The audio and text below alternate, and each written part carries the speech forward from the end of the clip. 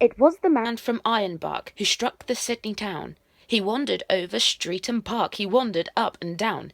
He loitered here, he loitered there, till he was like to drop, until at last, in sheer despair, he sought a barber's shop. "Here, shave my beard and whiskers off, I'll be a man of mark, I'll go and do the Sydney toff up home in Ironbark." The barber man was small and flash, as barbers mostly are. He wore a strike-your-fancy sash, he smoked a huge cigar. He was a humourist of note, and keen at repartee. He laid the odds and kept a tote, whatever that may be. And when he saw our friend arrive, he whispered, "Here's a lark. Just watch me catch him all alive, this man from Ironbark." There were some gilded youths that sat along the barber's wall. Their eyes were dull, their heads were flat, they had no brains at all. To them the barber passed the wink, his dexter eyelids shut. "I'll make this bloomin' yokel think his bloomin' throat is cut."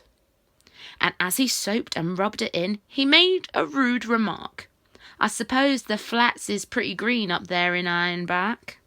A grunt was all the reply he got. He shaved the bushman's chin, then made the water boiling hot, and dipped the razor in. He raised his hand, his brow grew black, and paused a while to gloat, then slashed the red-hot razor back across his victim's throat. Upon the newly shaven skin it made a livid mark. No doubt it fairly took him in, the man from Ironbark.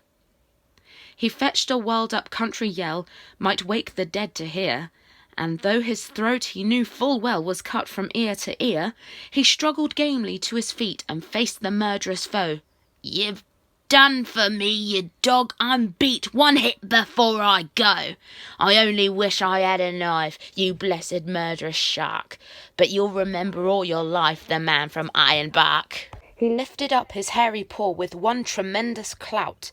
He landed on the barber's jaw and knocked the barber out. He set to work with nail and tooth, he made the place a wreck. He grabbed the nearest gilded youth and tried to break his neck. And all the while his throat he held to save his vital spark. "And murder, bloody murder," yelled the man from Ironbark. A peeler man who heard the din came in to see the show. He tried to run the bushman in, but he refused to go. And when at last the barber spoke and said 'twas all in fun, 'twas just a little harmless joke, a trifle overdone. "A joke," he cried, "by George, that's fine, a lively sort of lark. I'd like to catch that murdering swine some night in Ironbark." And now while round the shearing floor the listening shearers gape, he tells the story o'er and brags of his escape. "Them barber chaps what keeps a tote, by George I've had enough. One tried to cut my bloomin' throat, but thank the Lord it's tough." And whether he's believed or no, there's one thing to remark, that flowing beards are all the go way up in Ironbark.